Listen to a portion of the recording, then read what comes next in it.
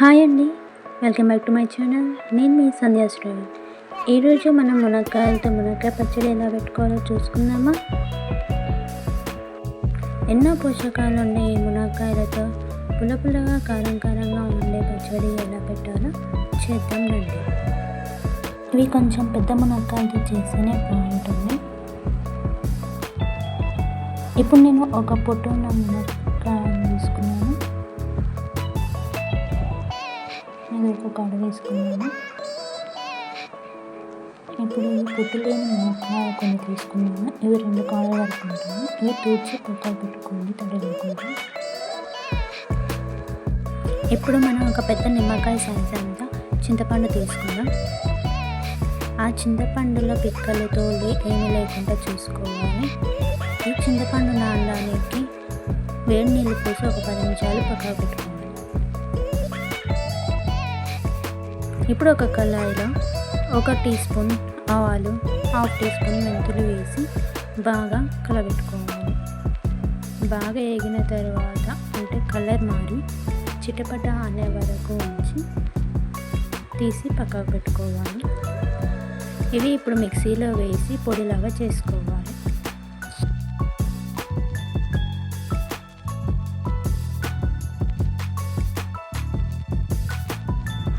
ఇప్పుడు ఒక కళాయిలో 3 to 4 టీ స్పూన్స్ వరకు నూనె వేసుకుందాం. దాంట్లో ఫస్ట్ పొట్టుతోటి ఉన్న మునక్కాయలు వేసుకుందాం. ఇవి కొంచెం వేగిన తర్వాత పొట్టు లేని మునక్కాయలు వేసుకుంటే ఈవెన్గా కుక్ అవుతాయి. ఇప్పుడు వీటిని కలబెట్టుకుందాం. ఇలా వేగిన తర్వాత పొట్టు తీసిన మునక్కాయలు కూడా వేసేసుకుందాం.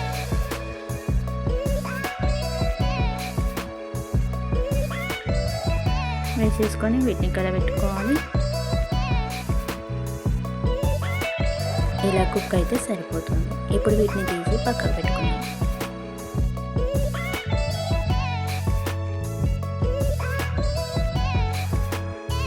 ఇప్పుడు అదే కళాయిలో శనగపప్పు,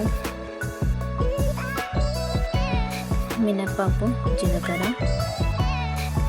ఆవాలు వేసుకోవాలి.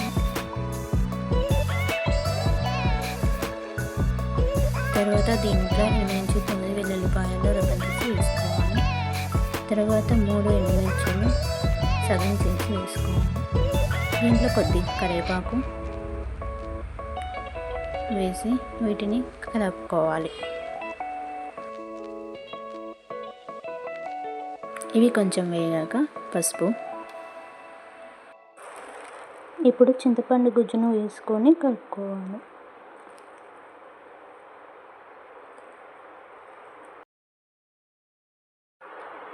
ఇప్పుడు మిగిలిన చింతపండు ఉంది కదా, ఇది చిక్కదే కాబట్టి సాంబార్లోకైనా దేనికైనా వాడుకోవచ్చు.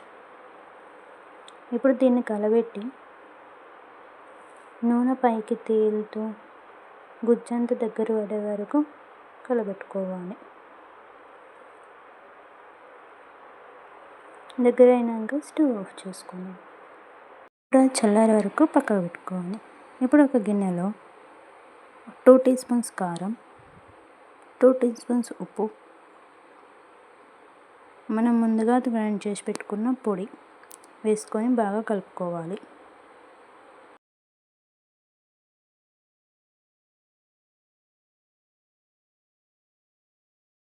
ఇప్పుడు దీంట్లో ముందుగా వేయించి పెట్టుకున్న మునక్కాయలు వేసుకుందాం.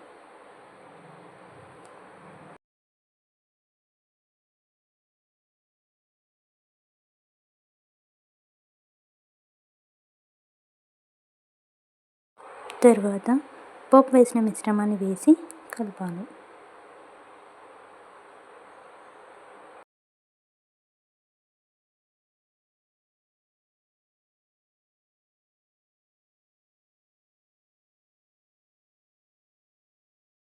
ఇప్పుడు మన మునక్కాడ పచ్చడి రెడీ అయిపోయింది.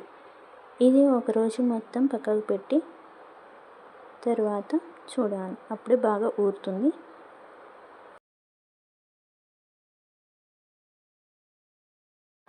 మరుసటి రోజు చూసినప్పుడు ఇది కొంచెం ఊరి ఉంటుంది. ఇప్పుడు కలబెట్టుకొని చూద్దాం.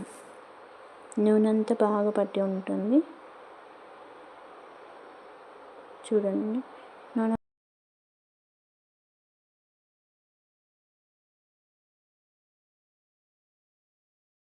ఇలా అంతా ఒకసారి బాగా కలుపుకొని పెట్టుకోవాలి.